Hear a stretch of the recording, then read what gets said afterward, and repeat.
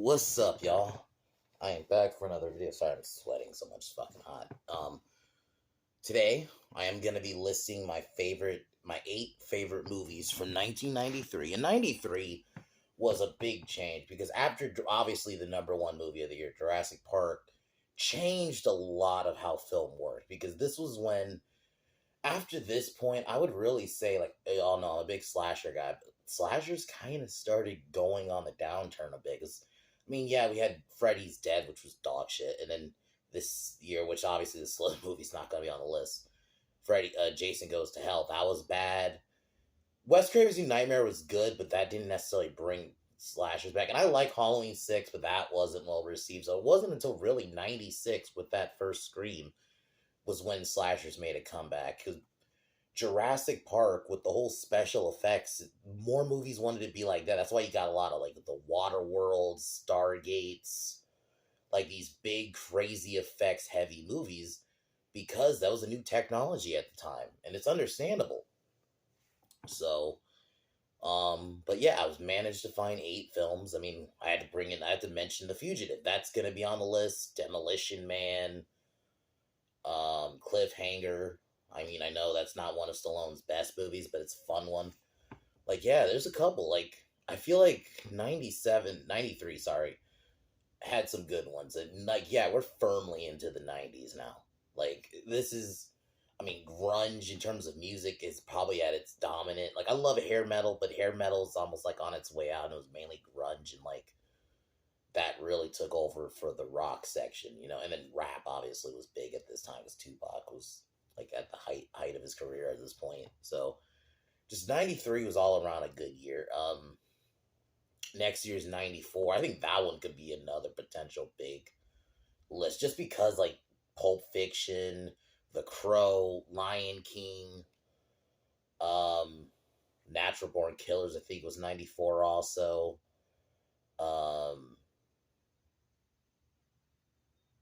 I think Shawshank Redemption was 94. I don't know if I'll be on the list, but like just mentioning just the names off the top of my head. Like, yeah, 94 had some big ones, so.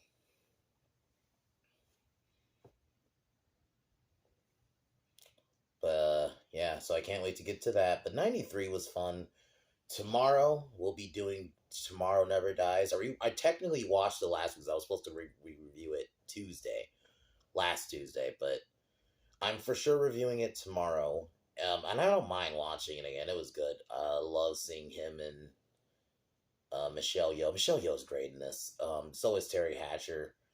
It's very 90s, but I fucking have fun with it. Pierce Brosnan just he is like Sean Connery. He is fucking James Bond. He exudes the character perfectly. That is why he's definitely my second favorite. I'd almost say there's a times like when I watch him in these, I'm like, you know what, he might be tied with Connery just because he also just he personifies the character the way he plays it, you know.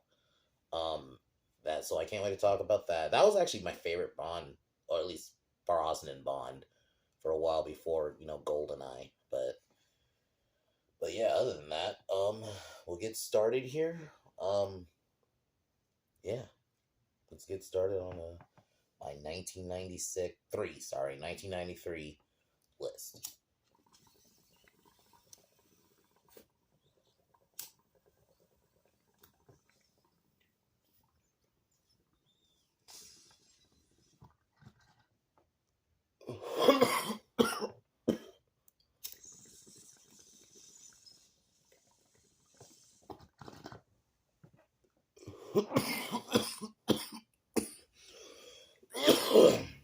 So my number 8 is Leprechaun. This movie, yeah, not objectively great. I have fun with. You could tell Warwick Davis just had fun with the role. Jennifer Aniston was fun in it as Tori Redding. I like the. It does have a little bit of an isolation aspect. Obviously, it's not serious. It's a movie about a killer leprechaun, and I think that's why it leans into that. The way Warwick plays the character. It's like, yeah, let's be real. Like, you're not gonna really take the leprechaun seriously as like a legit horror villain. Like some of even like Chucky to an extent, you could take a bit more seriously. Um, but I have fun watching this movie when I do put it on. I love the opening where this guy got greedy and stole his gold. Leprechaun wants it back, but the guy manages to lock the leprechaun in a box, and they have a time jump. It's just a fun little simple story. You have some fun kills. Like, even it's kind of hilarious just even seeing Jennifer Aniston curse. It's weird because this was at the height. Like, I think Friends is about to come out. Because Friends is '94. This was like a year before Friends. But yeah, it's a fun little movie. I'd definitely give it a. I'd recommend it. At least the first one. I like to watch Leprechaun in the Hood and in Back in the Hood. I have fun with those, but I can understand if you could probably just watch Leprechaun this one and then just be done.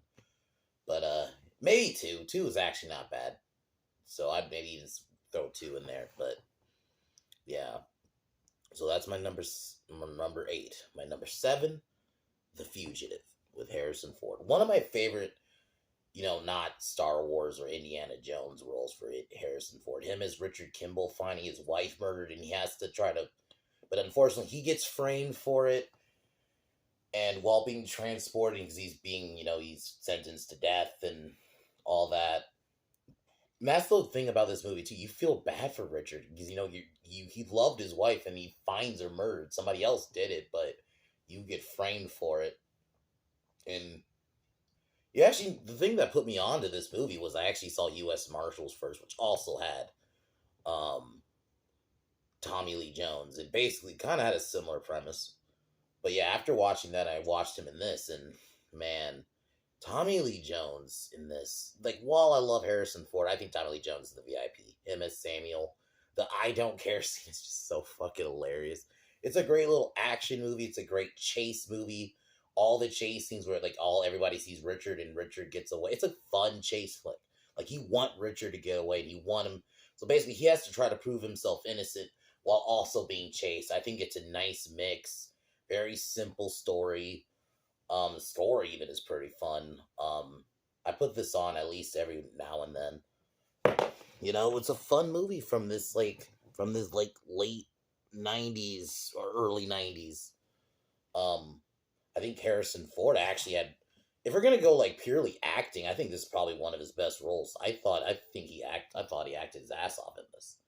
Because you genuinely felt for the guy. He didn't commit the murder, but he's being framed for it, and unfortunately, the evidence looks, at least in that sense, looks good against him. That they think, they make him think that he did it. But like when he finally proves him wrong, and then you get that little sign of respect in the end, like Richard got, managed to prove himself right. It's a good movie. It's a feel good movie in that sense when he, finally proves he's not the killer. And I thought Harrison Ford had a really good performance. Like, I thought he acted his ass off in this movie. So, that's my number 7.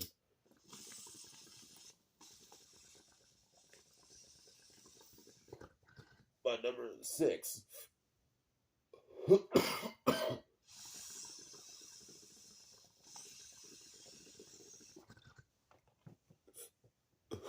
Number 6 is Falling Down.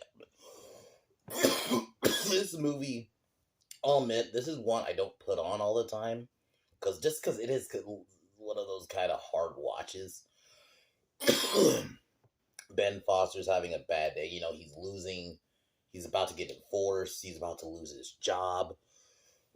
And I think this is a perfect example, like The Shining, of a film that shows a man's mental health just going down in one movie. I think they really do a good job of capturing that. And just and Michael Douglas, Robert Duvall, who's the cop coming after him, is great in this. They're great co-leads, and you feel for Ben Foster when he finally just loses that scene. He uses the rocket launcher. You have the kid teaching him how to. I fucking thought that was funny.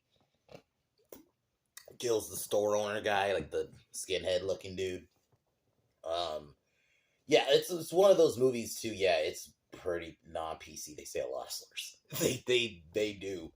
But it's a fun movie in the sense of just the performances. I When you can just get some really good performances, that's one of those things that will always get me in a movie. If you can just fucking act your ass off, and I think this is one of those. Michael Douglas really portrayed a man like the title fits perfect. He is falling down mentally. Like that is the perfect name for this film. So I like I said, I don't watch it all the time, but I definitely when I do, it's one of those I appreciate, and I had to put it on the list. That's my number six. My number five, Cliffhanger. One of Stallone's in my opinion, very underrated movies. Yeah, it's a crazy premise. It's kind of like over the top, where it's a movie about a dude cliffhanging mixed with like a kind of like he has to stop these bad guys from getting this money that they crash on this mountain because Gabe is a mountain climber and he has to kind of overcome because the movie starts out with him trying to save somebody. He ends up saving the boyfriend, but the dude's girlfriend ends up dying, and he that kind of fucks him up, and there's a little bit of a good story there, and then he has to try to get this money that ends up crashing. Stop this bad guy. John Lithgow, who's the main bad guy in the film, is fucking awesome in it. I think good cast, just good little premise. This is another one of those that came out we're in the early 90s, there you still have those like carryover from the 80s, these simple little action flicks, no crazy subplot, just a simple plot, like he has to stop these bad guys. He ends up doing it, and the bad guys are good bad guys. I definitely recommend it. Very underrated Stallone one. I think um, it it's one just, and that's understandable just because of Stallone's catalog. I mean, Rocky, Rambo, just those two alone. But then like Cobra, fucking Expendables, even like I understand why this one often gets overshadowed because this was '93, so this was like we're post, a little bit after Rambo 4, Rocky 5. I think Rambo 3 just came out a couple years before this. So it's understandable. Like it was just kind of that in between period because people probably just waiting for like the next Rambo or the next Rocky at that point. So that's probably why it didn't do well. But it's a fun little one. I definitely put it on often. So number 4, my opinion, one of my favorite Batman films, including like I'm including it with like the top like live action Batman movies. Because I've said this like I put this on Instagram a couple months ago that as much as I love '89 or Batman Returns, if I had to be real, if you had to, but my favorite Batman film is Under the Red Hood. That Under the Red Hood movie is so fucking incredible, and that's an animated one. So that's why I had to also include this one on this list, Batman: Mask of the Phantasm. I see a lot of people have actually said this is their favorite Batman film, and I don't blame them. The aesthetic, the fact that it took a cartoon, like you already had the incredible animated series. It's been on for at least a year at this point. It would have been a year of it by this point. And then they took it and made it bigger. Live action. I mean, not live action, but like on a big movie theater. They put this in movie theaters. That's the crazy thing. And it feels like a it feels like a live action movie. Like this, the plot, Phantasm, who basically is essentially he's kind of like the Punisher, kind of killing criminals, and they think it's Batman doing it, while Bruce is dating Andre and he's about to get married to her. And potentially his Batman career could be over. It's like there's so much greatness going on. While you have the Joker, Mark Hamill's Joker, like this was peak Batman at this point, and I definitely put this movie on often. And then we get that nice twist that Andrea's actually um Phantasm, and I love that reveal, and it's done so well. But we know we just hate women, though, right? Even though I had no problem with her being Phantasm, they explain it how it's done. The animation, it's almost like they upscaled the animation a bit because this was going to be in theaters. And I already I've rewatched the Batman the Animated Series recently, and it still looks incredible. But like it had that level of quality, but like in the theater. So it just looks that much it's an incredible film, and that ending is very sad. He loses her, she ends up leaving Gotham. Yeah, it's a very bittersweet ending. Yeah, Batman stopped the Joker, but he lost his woman. Now Bruce is just, what could have been. He's about to get married. It's like a whole fucking thing. I love it. I love Mask of the Phantasm. I might actually, because there's going to be a point where I do want to maybe review the Batman movies. I just don't know when, but I'm probably going to eventually do the Batman movies. I might include like animated movies like this and like Under the Red Hood, Death in the Family, probably the Dark Knight Returns ones, which are fucking awesome too. So yeah, my number 3 is Demolition Man. This is one of Stallone's best, in my opinion. The fact that it makes a dystopian kind of world, because it also doesn't start off that way. It starts off in 90s, so it starts off 3 years later after this, technically, this year's set. But Simon Phoenix, Wesley Snipes as Simon Phoenix is one of the greatest villain performances. He plays it so well, especially compared to at this point, we're used to Wesley Snipes kind of being the good guy. Passenger 57, fucking, even White Men Can't Jump. He's usually, technically he was a bad guy in New Jack City, but he wasn't like over this. He was borderline like a comic book villain, but it was done so well. I love him as Simon Phoenix. He's one of my favorite things about this movie. I actually like the chemistry between John Spartan and Lamina, I think is her name, which is Sandra Bullock. I actually thought they had great chemistry. I love the whole, basically, it's almost like a look into what could happen when you let like PC culture essentially take over. That's what this movie is. Like, they really do I fucking love the Taco Bell stuff. It's just a fun, the way they mix a dystopian movie and a police movie and just a big chase, and the final face off between Spartan and Phoenix is awesome. Simon Phoenix is great. This is definitely going to be one of those I am going to review at some point. I'm probably going to try to do it in the summer. It's summer now, but maybe within the next few weeks, because this is definitely a summer film for sure. I definitely recommend it. It's one of Stallone's best. Just a fun plot, a fun premise. Yeah. I definitely watch this one all the fucking time. I watched it like 2-3 months ago. Yeah, so anyway, now we're my top 2.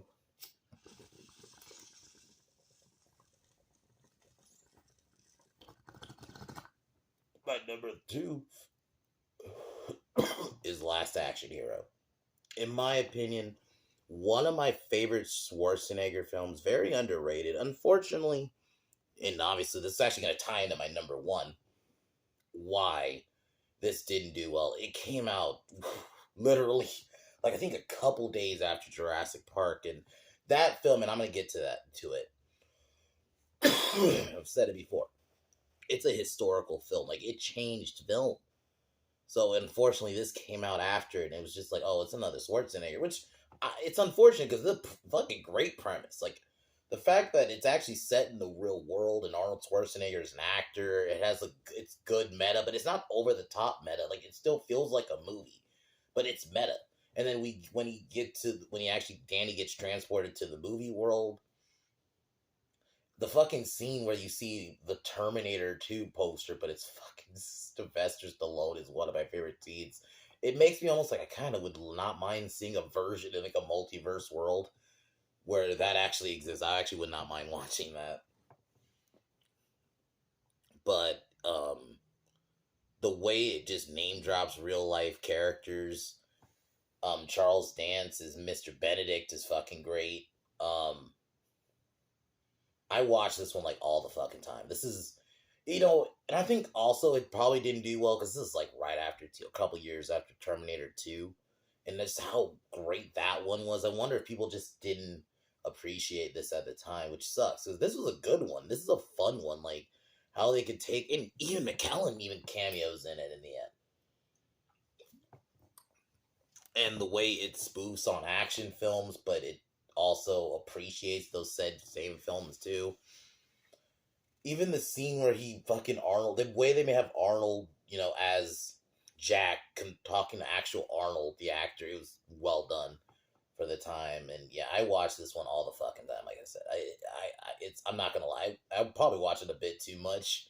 I almost probably watch almost as much as T2. I'm not kidding. I watch this one all the fucking time. I'm probably gonna actually probably watch it like tomorrow or something, just for the fuck of it. Anyway, my number one, I mean, it's no surprise, Jurassic Park. Film that changed my life, the film that made me the film fan. This is the film that, like I said, changed the industry. I mean, the effects to this day look amazing. The way they fuse CGI and practical, the lore it builds. Obviously, because it's based on a book, but I actually, as much as I love the Jurassic Park book, I probably do prefer the movie. I think the movie was how you had to do it. The way they brought wonder with the dinosaurs. That scene, like every time when you see Ian, Alan, Ian, and everybody seeing the dinosaurs for the first time, that Brachiosaurus scene still hits. Like, it feels like you're watching it with them. And I can only imagine this opening night. I always bring this up. Like, people who saw this opening night, like, when it came out, like, that's, like, just seeing that T-Rex scene, the amount of times I've just rewinded that scene. Just that T-Rex breakout scene. Even just the moment it breaks out. It's just so iconic when it roars the first time. Just, the raptors. Even the opening scene with the raptor where you barely see it, but you see it kill somebody. Shoot. It's just a historic film that the Muldoon's death is just sad because he actually really liked the character.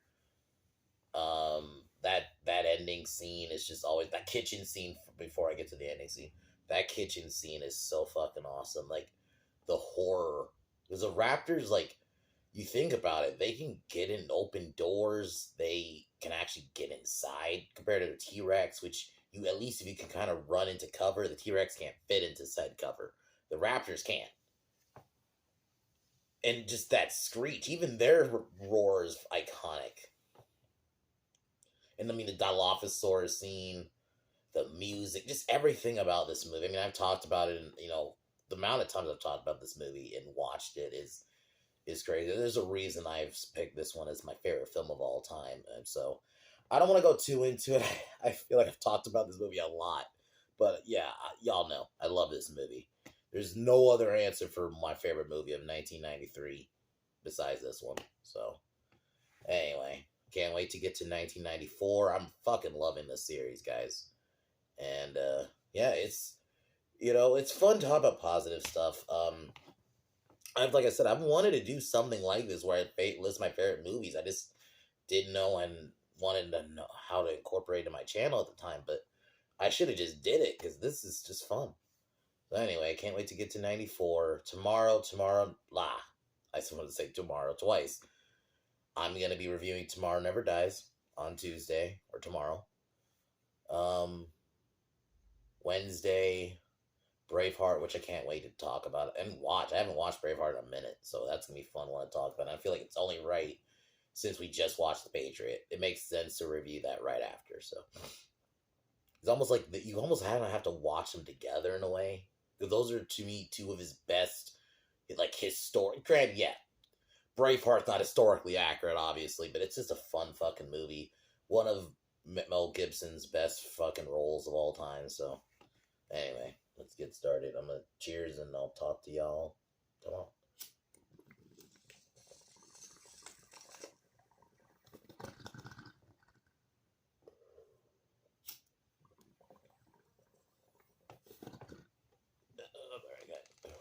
Peace out.